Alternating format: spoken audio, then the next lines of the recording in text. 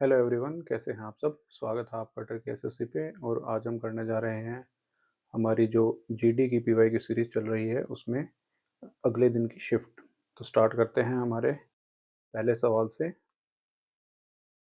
Who is the cabinet secretary of India as of September 2024? इसका answer है TV Somanathan. सो इसे हम कुछ ऐसे याद करेंगे कि जो कैबिनेट सेक्रेटरी हैं वो एक कैबिन में बैठे हैं और कैबिन में बैठ के क्या कर रहे हैं, टीवी देख रहे हैं और सोमनाथन के सोमा से सो रहे हैं। तो जो कैबिनेट सेक्रेटरी ऑफ इंडिया हैं वो है टीवी सोमनाथन। बढ़ते हैं अगले सवाल की तरफ। A very heavy concentration of Malwa settlement of chalcolithic period was found in the. इसका आंसर है सेंट्रल नर्मदा बेसिन। इसे हम ऐसे याद करेंगे कि जो मालवा सेटलमेंट है उसमें काफ़ी हैवी कंसंट्रेशन है। हैवी कंसंट्रेशन मतलब कि बहुत ज़्यादा लोग हैं। बहुत ज़्यादा लोग क्यों हैं? क्योंकि वहाँ बहुत सारी नर और मादाएं हैं। तो नर और मादाएं जहाँ होती हैं वहाँ सेटलमेंट बढ़ती ही जाती है। इससे हम इसे रिलेट कर लेंगे। बढ़ते हैं हमारे अगले सवाल की तरफ। In tennis the court should be dash wide for doubles match as per the international tennis federation. इसका आंसर है 36 फीट। बढ़ते हैं अगले सवाल की तरफ। How many types of plate tectonic boundaries are there? इसका आंसर है 3। अब 3 प्लेट टेक्टोनिक बाउंड्रीज कैसे होती हैं कि जो पहली होती है वो होती है कन्वर्जिंग। कन्वर्जिंग में दोनों प्लेट्स आमने सामने से भिड़ रही होती हैं। जो दूसरे तरीके की वो होती हैं वो होती हैं डाइवर्जिंग, जिसमें दोनों प्लेट दूर जा रही होती हैं। और जो तीसरे तरीके की होती हैं उसमें क्या है कि जो दोनों प्लेट बाउंड्रीज होती हैं वो साइडवेज टकराती हैं, जिसकी वजह से बहुत सारी टेंशन क्रिएट हो जाती है। और जब वो टेंशन निकलती है, रिलीज होती है, तो उस समय पे अर्थक्वेक वगैरह आते हैं। बढ़ते हैं अगले सवाल की तरफ। Who advanced that India would be truly independent only when the poorest of its people became free of human suffering? इसका आंसर है महात्मा गांधी। तो ये जो बात है कि भाई गरीब लोग कब अमीर होंगे, जब गरीब लोगों की सफरिंग कब खत्म होगी। तो गरीब लोगों के बारे में जब हमारा देश आज़ाद हो रहा था या आज़ाद होने के कगार पे था, उस समय पे इनके बारे में कौन सोच रहा था? जो सबसे प्रोमिनेंट नाम निकल के आता है वो है महात्मा गांधी। और ये बात भी अपने आप में एक महात्मा जैसी ही है। सो इससे हम इसे रिलेट कर लेंगे। बढ़ते हैं अगले सवाल की तरफ। द खिलाफत movement was associated with which of the following communities? इसका आंसर है मुस्लिम। क्योंकि ये जो खिलाफत मूवमेंट है ये जो मुस्लिम के खलीफा हुआ करते थे उनके लिए शुरू की गई थी। तो इस खलीफा से आप लोग इसे रिलेट कर सकते हैं मुस्लिम कम्युनिटी से। बढ़ते हैं अगले सवाल की तरफ। In a forest ecosystem of grass to impala to hyena, if all the hyenas are taken away, what will happen ultimately? इसका आंसर है impala will die of starvation due to higher population. क्योंकि अभी जैसे Impala हैं तो कई Impala तो grass को खाते हैं और कई लोग क्या है कि हाइना का शिकार हो जाते हैं। बट अगर हाइनास को ही इकोसिस्टम से निकाल दिया जाएगा तो जो इम्फाला हैं उनकी मरने की वजह खत्म हो जाएगी। जो भी मरेंगे वो एज की वजह से मरेंगे और कोई एक्सटर्नल फैक्टर बचेगा नहीं। तो उनकी क्या है, पॉपुलेशन बढ़ने लग जाएगी। लेकिन ग्रास तो लिमिटेड है, इसलिए जो बचे हुए जिनके हिस्से में ग्रास नहीं आएगी वो हाइनास सॉरी इम्फालास मरते जाएंगे। बढ़ते हैं हमारे अगले सवाल की तरफ। As per NFHS 5, what percentage of Indian population was deprived of drinking water during the year 2019 to 21? इसका आंसर है 7.32%। बढ़ते हैं अगले सवाल की तरफ। Which cow outcome is typically expected from a government's expansionary financial policies?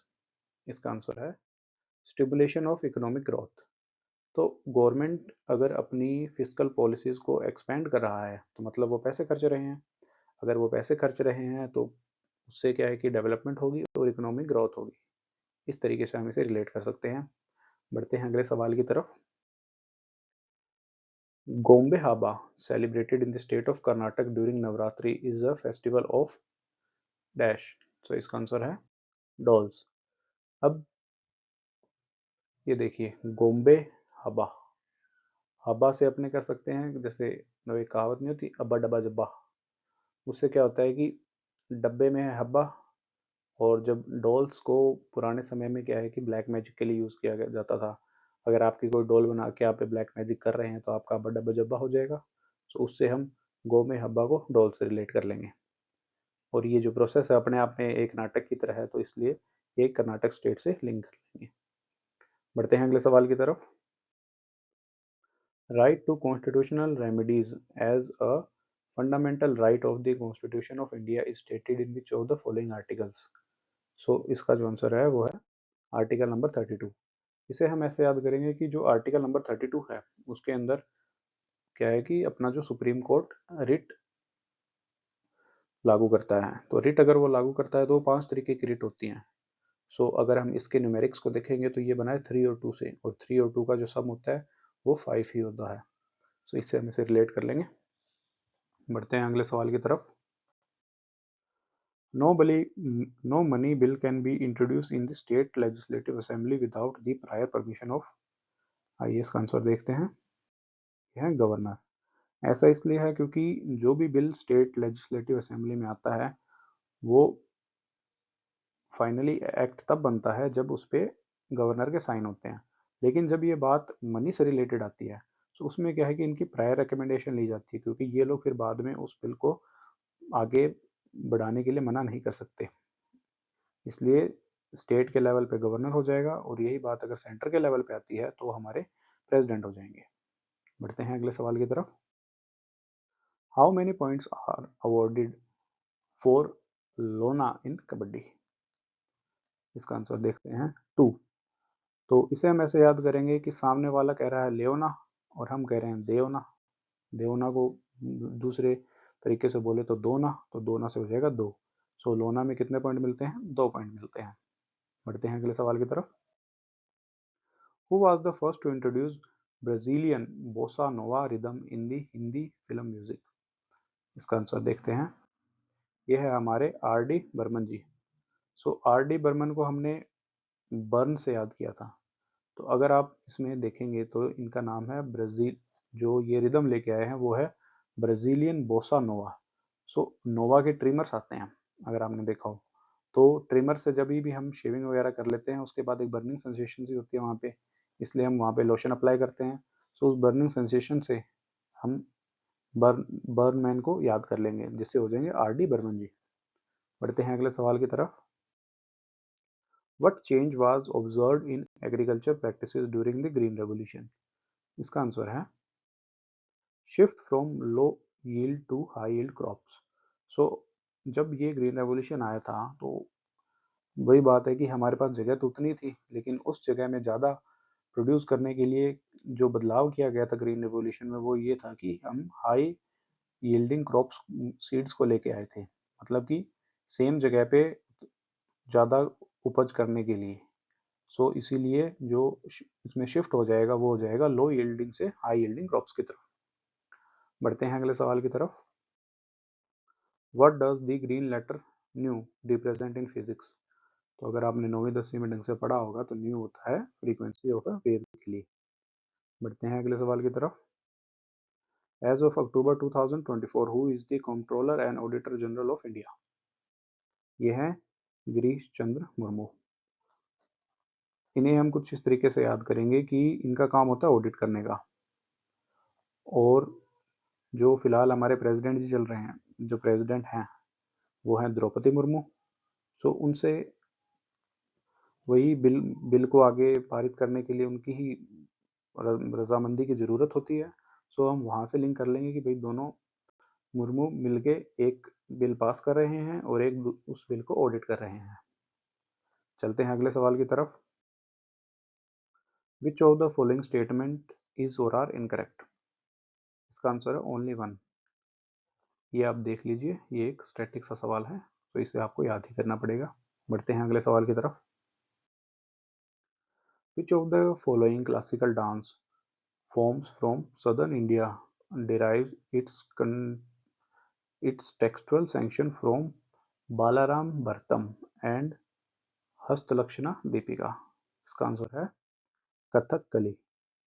सो इसे हम ऐसे याद करेंगे कि जो हमारे ये दूसरे वाला नाम देखिए आप पहले, ये है हस्तालक्षणा दीपिका। दीपिका पहले हम कथकली को तोड़ते हैं। कथकली को हम तोड़ते हैं तो इसमें क्या एक आता है कथक और एक आता है कली। कथक तो हमारे यूपी में भी है, सो इससे रिलेटेड हम मोस्टली जो ट्रिक बनाएंगे वो कली से ही बनाएंगे। सो जो दीपिका है, दीपिका पादुकोण को आप जानते ही होंगे, वो कली की तरह सुंदर हैं, तो आप इसे वहां से रिलेट कर सकते हैं। और पहले वाले में हम देखें तो उनका नाम है बालाराम। बालाराम में हम बाल लेंगे, बाल मतलब बच्चा, और बच्चे भी सुंदर होते हैं, तो उससे हम इसको रिलेट कर लेंगे। बढ़ते हैं अगले सवाल की तरफ। Padma Shri awardee of 2024 Mahavir Singh Guddu is a folk dancer from which Indian state? देखते हैं इसका आंसर, वो है हरियाणा। तो जो हमारे गुड्डू जी हैं वो हरियाणा से हैं। इसी के साथ हमारे पहली शिफ्ट के 20 सवाल पूरे होते हैं। बढ़ते हैं दूसरी शिफ्ट के सवालों की तरफ, और ये है पहला सवाल। According to the consensus of India 2011 what was the density of population of India?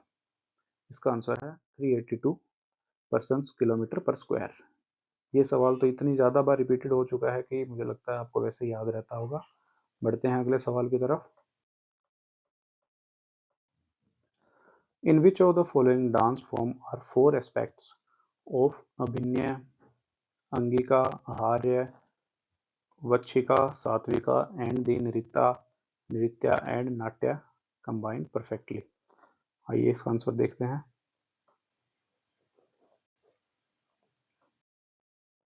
यह है कथकली। अब इसमें देखिए जो कीवर्ड्स हैं, नृत्या, नृत्या को हम नित्या से याद कर सकते हैं, नित्या एक लड़की का नाम है, तो वो कली से हम उसे रिलेट कर लेंगे। सात्विका, सात सप्त, ये भी अच्छे डिजिट होते हैं, तो इससे भी कली आ जाएगी। और वच्छिका, वच्छिका को हम वंशिका से कर सकते हैं। तो इनमें जितने भी शब्द हैं इनको हम कली से रिलेट करते हुए कथकली के तक पहुंच सकते हैं। बढ़ते हैं अगले सवाल की तरफ। In which year was prime minister's employment generation programme launched by the government of India? देखते हैं इसका सवाल, सॉरी जवाब, ये है 2008। इसे हम ऐसे याद करेंगे कि एम्प्लॉयमेंट जनरेशन, एम्प्लॉयमेंट जब जनरेट होती है उसके बाद इनकम आती है, इनकम आती है तो उसके बाद हम लोगों के घर में राशन पानी आता है, राशन पानी को खाते हैं, खाने को इंग्लिश में कहते हैं एट, तो इसका जो आंसर हो जाएगा वो हो जाएगा 2008। बढ़ते हैं अगले सवाल की तरफ। Which organisation are involved in the development of the joint parcel product which was commenced during 2022 in India? इसका आंसर है Indian railway and Indian post. ये देखिए इसमें जो मेन कीवर्ड है वो है जॉइंट पार्सल प्रोडक्ट, मतलब पार्सल, पार्सल इधर उधर भेजे जा रहे हैं, तो पार्सल भेजने का काम अगर भारत की तरफ से कोई करेगा तो एक स्टेट से दूसरे स्टेट या फिर दूसरी लोकेशन पे ले जाने का काम तो इंडियन रेलवेज कर देगी, और जब वो फाइनल जगह पे पहुंच जाएंगे उसके बाद उन्हें घरों में पहुंचाने का काम इंडियन पोस्ट कर देगा। तो उससे हम इसको रिलेट कर सकते हैं। बढ़ते हैं अगले सवाल की तरफ। Which article of the Indian constitution safeguard the freedom of religion of India? इसका आंसर है आर्टिकल 25।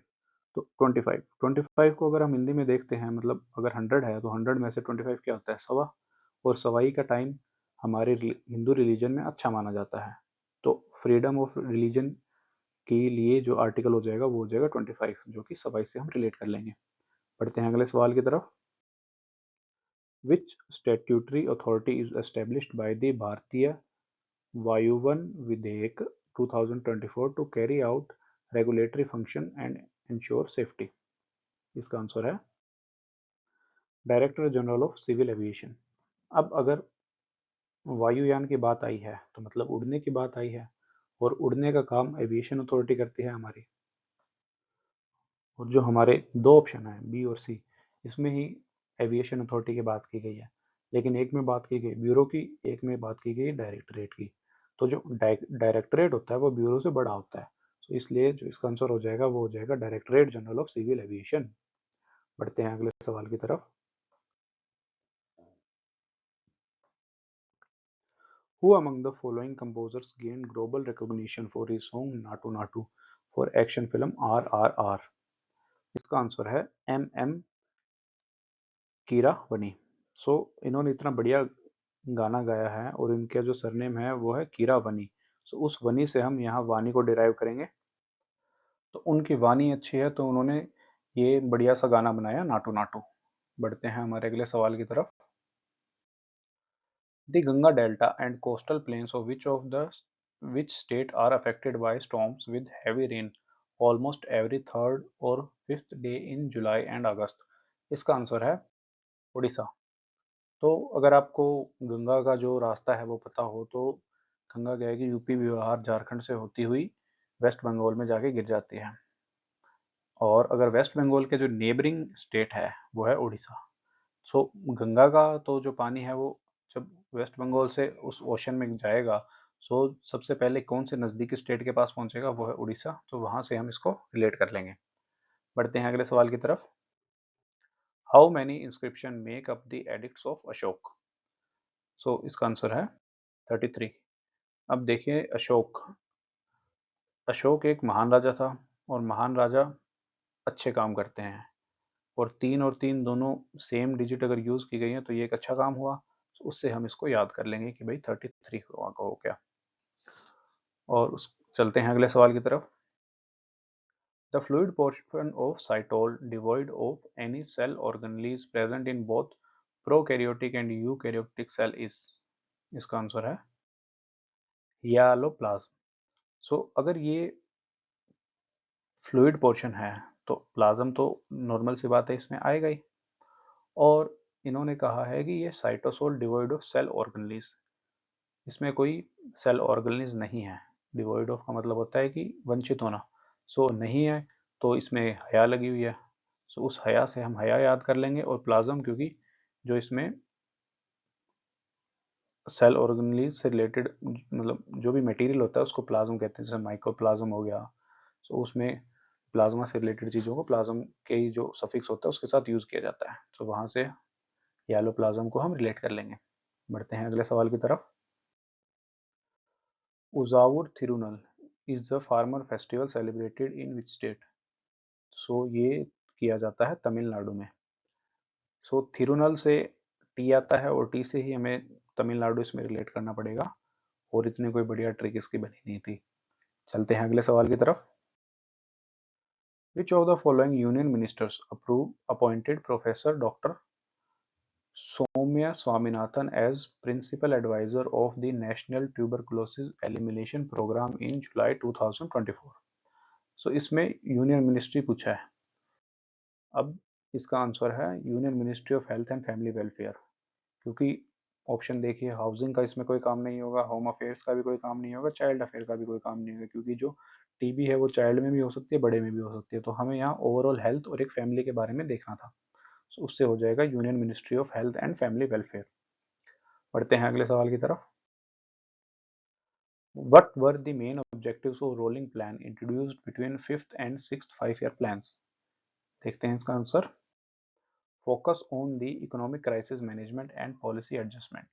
सो अगर हम रोलिंग प्लान जब लेके आए थे तो हम इसीलिए लेके आए थे क्योंकि जो उस समय के जो 5-year प्लान थे वो ढंग से काम नहीं कर रहे थे, ताकि हम बीच में हर साल दर साल काम करके देखें।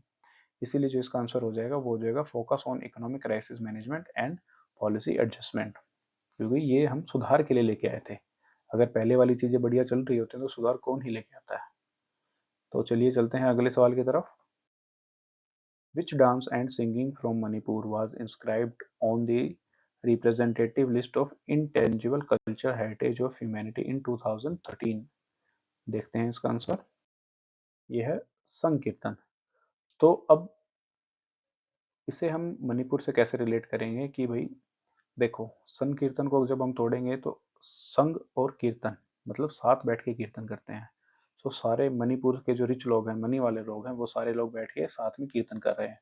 और ये एक अपने आप में देखने वाला दृश्य होगा अगर सारे मनी वाले लोग संग कीर्तन कर रहे हैं। इसलिए ये जो इंटेलिजिबल कल्चरल हेरिटेज लिस्ट है ऑफ ह्यूमैनिटी की, उसमें ऐड किया गया था इसको 2013 में। बढ़ते हैं अगले सवाल की तरफ। In the Indian federal structure which list include subject on which both the centre and state can legislate? तो इसका आंसर है कंकरेंट लिस्ट। क्योंकि जो रेजिडुअल लिस्ट है, ऐसे नाम की कोई लिस्ट नहीं होती। स्टेट लिस्ट में स्टेट अकेले का होता है, यूनियन लिस्ट में और यूनियन अकेले का होता है। सो जो तीसरी लिस्ट होती है वो होती है हमारी कंकरेंट लिस्ट, जिसमें स्टेट और यूनियन दोनों मिलकर बनाते हैं। बढ़ते हैं अगले सवाल की तरफ। There are two identical sphere solid balls of iron alloy touching each other. What would be the gravitational force of attraction between them if the density of the material of ball is 3 by 2 pi times 105 kg metre cube and radius is 1 metre, और G की value हमें given है। ये numerical आपको खुद ही solve करना होगा, मैं इसका आपको फॉर्मूला बता देता हूँ। सो इसमें जो फोर्स ऑफ अट्रैक्शन होता है वो मास 1 इंटू मास 2 और मल्टीप्लाई में जो जी होता है और उसमें divide by R square. R मतलब उन दोनों के बीच की जो डिस्टेंस होती है। सोल्व आपको खुद को करना होगा, आप आंसर देख लीजिए इसका। बढ़ते हैं अगले सवाल की तरफ। In archery what is the highest score for hitting the inner gold ring with a single arrow? इसका आंसर है 10। सो अगर आप बिल्कुल सेंटर में गोल कर रहे हैं तो आपको 10 आउट ऑफ 10 मार्क्स दिए जाएंगे या फिर स्कोर दिया जाएगा। बढ़ते हैं हम अगले सवाल की तरफ। What was the main reason for the plan holiday between 1966 and 1969? देखते हैं इसका answer. Failure of the third 5 year plan. क्योंकि जो थर्ड 5 ईयर प्लान था उसके टाइम पे क्या हुआ कि एक तो हमारी चाइना के साथ युद्ध हो गया, दूसरा पाकिस्तान के साथ युद्ध हो गया, और साथ ही साथ ड्रॉट भी आ गया था, सूखा भी पड़ गया था। इसलिए हम प्लान हॉलीडेज लेके आए। और नॉर्मल सी बात है, जैसे मैंने पहले वाले में आपको बताया कि अगर सब कुछ अच्छा ही चल रहा होता तो प्लान हॉलीडेज की ज़रूरत भी क्या थी, क्योंकि थर्ड 5 ईयर प्लान हुआ जो था वो फेल हुआ और इसीलिए प्लान हॉलीडेज हमें लाने पड़े। बढ़ते हैं अगले सवाल की तरफ। What was the final match of ultimate kho kho league season 2 played? सो अब देखिए, इसका आंसर है कटक। इसे हम रिलेट करते हैं। अगर खो खो खेल रहे हैं और अल्टीमेट ही खो खो खेल रहे हैं, सो किसी के लग भी सकती है। खो खो में क्या है कि अगर आपने देखा हो तो राउंड राउंड में भागना पड़ता है। सो किसी का अगर पैर मुड़ गया तो वहाँ पे कट की आवाज़ आएगी, और कट कट की आएगी तो कटक। सो उससे ये हो जाएगा कटक, को हम रिलेट कर लेंगे जो फाइनल खो खो का हुआ था लीग सीजन 2 का, उससे। चलते हैं अगले सवाल की तरफ। दी Azad Hind Fauj Indian National Army was reorganised by Subhash Chandra Bose in which country? इसका आंसर है सिंगापुर। सो इसे हम ऐसे रिलेट करेंगे कि आज़ाद हिंद फौज, जो फौज अगर आज़ाद हो गई मतलब उन्होंने जो स्ट्रगल करना था वो कर लिया, अब उस जगह से जब वो अपने वापस घर की तरफ आते हैं तो गाना गाते आते हैं। तो गाना गाते हुए आएंगे तो सिंग करते आएंगे, और सिंग से हो जाएगा सिंगापुर। इसी के साथ हमारे सेकंड शिफ्ट के सारे सवाल पूरे होते हैं। आइए बढ़ते हैं थर्ड शिफ्ट की तरफ, और यह है पहला सवाल। In the context of Keynesian economics what would be an ideal government response to an overheated economy? देखते हैं इसका answer. Implement contractionary fiscal policies. So अगर पहले से ही जो इकोनॉमी है वो ओवरहीटेड है, मतलब उसमें पैसा बहुत ज़्यादा है, उसमें से पैसा निकालने के लिए हमें कॉन्ट्रैक्टरी पॉलिसीज लानी पड़ेंगी, मतलब निचोड़ने वाली पॉलिसीज लानी पड़ेंगी। तो इसका आंसर हो जाएगा इम्प्लीमेंट कॉन्ट्रैक्शनरी फिस्कल पॉलिसीज। ये है हमारा अगला सवाल। Immersed in a particular lake और river what is the elevated area और लैंड इज कॉल्ड? आइए इसका आंसर देखते हैं। यह है watershed. So immersed in a particular lake मतलब लेक के अंदर पूरा डूबा हुआ, मतलब पानी भरा हुआ होगा, वाटर पूरा शेडेड होगा उसमें, सो वाटर शेड हो जाएगा इसका आंसर। बढ़ते हैं अगले सवाल की तरफ। On which date was the Atmanirbhar Bharat रोजगार योजना लॉन्च्ड? देखते हैं इसका आंसर। यह है 1 अक्टूबर 2020। सो आपको पता होगा जो आत्मनिर्भर शब्द है, इसकी लोकप्रियता बढ़ी थी लॉकडाउन के टाइम पे। लॉकडाउन आया था, लॉकडाउन लगा था अपना 2020 में, और 2020 में भी एग्जैक्ट डेट को अगर हम याद करें तो इसे ऐसे रिलेट कर सकते हैं कि जो हमारी गांधी जयंती है उससे एक दिन पहले, क्योंकि गांधी जयंती वाले दिन तो सफाई अभियान चलता है, सो उससे एक दिन पहले लोग आत्मनिर्भर भारत रोजगार योजना को लॉन्च किया था लोगों के लिए सरकार ने। सो इसलिए हमारा हो जाएगा 1 अक्टूबर 2020 इसका आंसर। बढ़ते हैं अगले सवाल की तरफ। विच player received the purple cap in the IPL 2023? देखते हैं इसका आंसर। यह है मोहम्मद शमी। सो IPL में जो पर्पल कैप होती है ये दी जाती है विकेट लेने के लिए, और विकेट लेने का काम हो और मोहम्मद शमी का नाम ना आए, ऐसा हो सकता है? बिल्कुल भी नहीं। चलते हैं अगले सवाल की तरफ। Which of the following gharanas of Kathak was Pandit Ishwari Prasad related to? देखते हैं इसका आंसर। वो थे लखनऊ घराना से। सो देखिए इनका नाम देखिए पहले कि पंडित, ईश्वरी और प्रसाद। पंडित जी जनरल कैटेगरी से आ गए, ईश्वर भगवान का नाम आ गया इनके नाम में, और प्रसाद, इन्हें प्रसाद भी मिल गया। सो कितने लकी हैं ये? तो उस लकी से हो जाएगा लक से लखनऊ। सो जो पंडित ईश्वरी प्रसाद हैं ये हो जाएंगे लखनऊ घराना से। बढ़ते हैं अगले सवाल की तरफ। As of September 2024 brigadier doctor B D Mishra retired is the lieutenant governor of which of the following union territories? देखते हैं इसका आंसर। इसका आंसर है लद्दाख। सो इसे आप ऐसे याद कर सकते हैं कि बीडी, बीडी से रिलेट कर सकते हैं कि जो हमारे बी डी मिश्रा जी हैं वो लद्दाख की वादियों में घूम रहे हैं और बढ़िया वहाँ पे बीड़ी पी रहे हैं। ये एक एनालॉजी की तरह है, इसे सीरियस मत लेनी लीजिएगा। बढ़ते हैं हमारे अगले सवाल की तरफ। In which of the following years did the British government publish the white paper based on the recommendation of the third round table conference? देखते हैं इसका आंसर। इसका आंसर है 1933। ऐसा इसलिए क्योंकि अगर आपको पता हो तो जो फर्स्ट राउंड टेबल कॉन्फ्रेंस हुई थी वो हुई थी 1930 में, और सेकंड हुई थी 1931 में, और थर्ड हुई थी 1932 में। अब अगर 1932 की जो कॉन्फ्रेंस हुई है उसके कुछ कंक्लूजन हैं, और ये जो राउंड टेबल कॉन्फ्रेंस हुआ करती थी ये होती थी साल के लास्ट में, दिसंबर के लास्ट के हफ्तों के अंदर ही। तो वहाँ जो कुछ भी कंक्लूजन लिया गया उसे इम्प्लीमेंट तो उसे अगले ही साल किया जाएगा। सो जो थर्ड राउंड टेबल कॉन्फ्रेंस थी वो 1932 के लास्ट में हुई थी, सो उसकी जो भी इम्प्लीमेंटेशन होगी वो 1933 में होगी। सो इससे आप इसको रिलेट कर सकते हैं। बढ़ते हैं अगले सवाल की तरफ। Which of the following songs was not sung by Kishore Kumar? देख लीजिए। यारी है इमाम, मेरे यार मेरी जिंदगी, ये इनके द्वारा नहीं किया गया था, मतलब बाकी तीनों किए गए थे। सो एक बार इनका नाम देख लीजिएगा आप। बढ़ते हैं अगले सवाल की तरफ। According to the census of India 2011 which state among the following has the highest literacy rate? So वो स्टेट है केरला। ये तो आपको पता ही होगा कि केरला में सबसे ज़्यादा लिटरेसी पाई जाती है। सो इसमें बताने वाला कुछ नया है नहीं। बढ़ते हैं अगले सवाल की तरफ। What does the term commerce mainly refer to? देखते हैं इसका जवाब। Distribution of goods.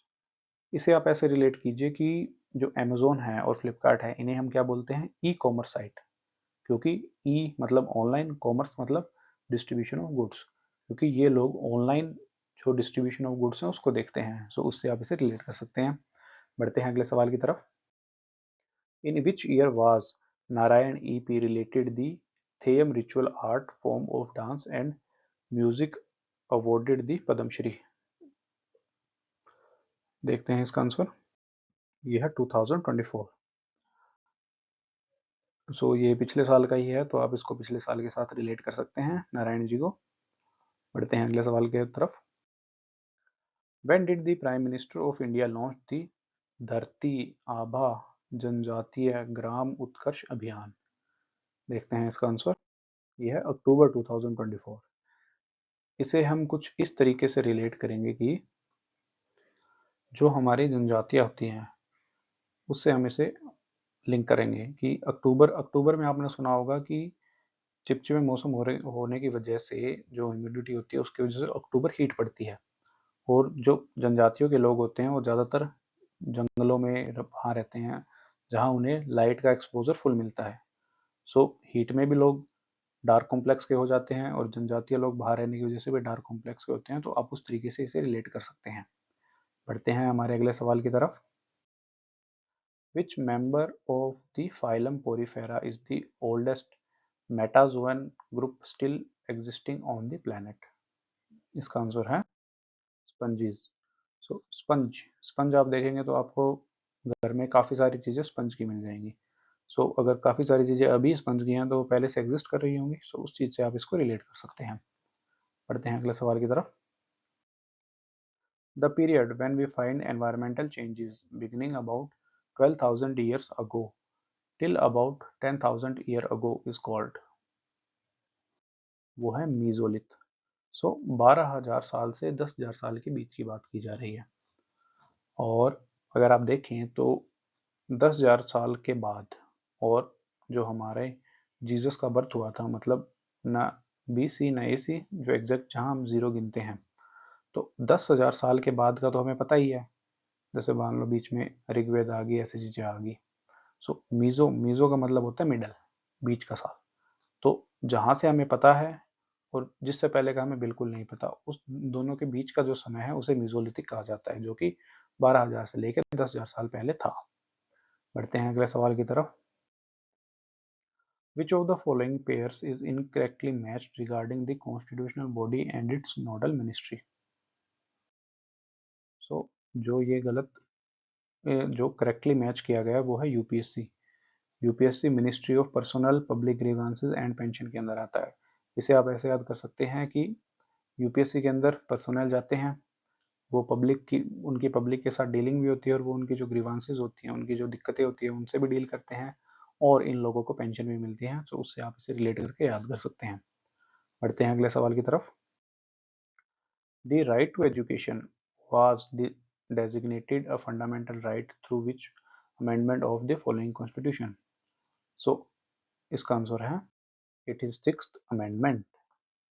इसे हम कुछ इस तरीके से याद कर सकते हैं कि जो आंगनवाड़ी के बच्चे होते हैं वो लोग स्कूल जाना शुरू करते हैं। अब वहाँ आंगनवाड़ी में क्या है कि मोस्टली लोग उन्हें इसलिए भेजते हैं कि वहाँ मिलती है मिड डे मील, तो वो खाना खाने के लिए जाते हैं। सो उस खाना खाना मतलब इंग्लिश में जिसे कहते हैं ईट या एट, तो वहाँ से आ जाएगा एट। और जो एजुकेशन है, फ्री एजुकेशन है, वो हमारे यहाँ 6 से 14 साल के बच्चों के लिए होती है। तो उस जब वो स्टार्टिंग करते हैं वहाँ जाना, उस 6 साल को हम वहाँ से लिंक कर लेंगे। सो 8 और 6 से हो जाएगा 86। तो 86 अमेंडमेंट हो जाएगा राइट टू एजुकेशन, और ये आया था ईयर 2002 के अंदर। बढ़ते हैं अगले सवाल की तरफ। On July 1969 with whom did American astronaut Neil Armstrong became the first human to land on the moon? आइए देखते हैं इसका आंसर। ये है एडविन ऑल्ड्रिन। अब इसे हम ऐसे याद करेंगे कि देखिए नील आर्मस्ट्रॉन्ग, जो उनका सरनेम है वो आर्मस्ट्रॉन्ग, मतलब वो उनके जो आर्म्स थे वो स्ट्रॉन्ग थे। तो स्ट्रॉन्ग आर्म वाले बंदे को वहां क्यों लेके गए? इसलिए लेके गए क्योंकि जो उनके साथ गए थे वो थे ओल्ड्रिन, क्योंकि ओल्ड्रिन मतलब ओल्ड, वो थे ओल्ड, इसलिए उनके साथ आर्मस्ट्रॉन्ग स्ट्रॉन्ग बंदे गए थे। चलते हैं अगले सवाल की तरफ। Which sector contributes more to the GDP at the higher level of development? So देखते हैं इसका आंसर। इसका आंसर है सर्विस सेक्टर। ऐसा इसलिए होता है क्योंकि जो सर्विस सेक्टर होता है उसमें क्या है कि इन्वेस्टमेंट होती है वो तो होती है कम, और जो लोगों को सैलरी मिलती है वो मिलती है ज़्यादा। आपने अगर आप गवर्नमेंट की तैयारी कर रहे हैं और आपके कई दोस्त जो प्राइवेट सेक्टर में लगे होंगे, कभी उनसे सैलरी पूछ के देखिएगा, गवर्नमेंट वालों से तो कहीं ज़्यादा होती होंगी। सो इसलिए जो सर्विस सेक्टर होता है वो सबसे ज़्यादा कंट्रीब्यूट करता है जीडीपी में। और इसके कॉन्ट्रास्ट में एग्रीकल्चर में अगर हम देखें तो सबसे ज़्यादा लोग एम्प्लॉयड तो इसमें होते हैं, बट सबसे कम जो कंट्रीब्यूशन होता है वो हमारे एग्रीकल्चर का ही होता है। अब चलते हैं अगले सवाल की तरफ। A serve must pass the service short service line which is 1.98 meter from the net. The short service line is a line in, ये लाइन होती है बैडमिंटन में, क्योंकि सर्विस का जो काम होता है वो होता है बैडमिंटन में। तो उससे हम इसे रिलेट कर लेंगे। अगला सवाल है Sarhul festival is celebrated in which of the following state? इसका आंसर है झारखंड। तो इसे हम कुछ इस तरीके से रिलेट कर सकते हैं कि झारखंड, झारखंड को अगर हम देखेंगे तो इसमें आता है झार और खंड। खंड मतलब होते हैं हिस्से। तो किसी से पूछा गया कितने हिस्से चाहिए, तो उन्होंने कहा सरहुल, सारे के सारे। सर से कर लेंगे हम सारे, सारे के सारे हिस्से चाहिए। सो आज के हमारे 20 सवाल इस शिफ्ट के ख़त्म होते हैं और सारे के सारे टोटल 60 सवाल ख़त्म होते हैं। अगर आज आपको कुछ सीखने को मिला हो तो वीडियो को लाइक कीजिएगा और शेयर कीजिएगा। Thank you, have a nice day.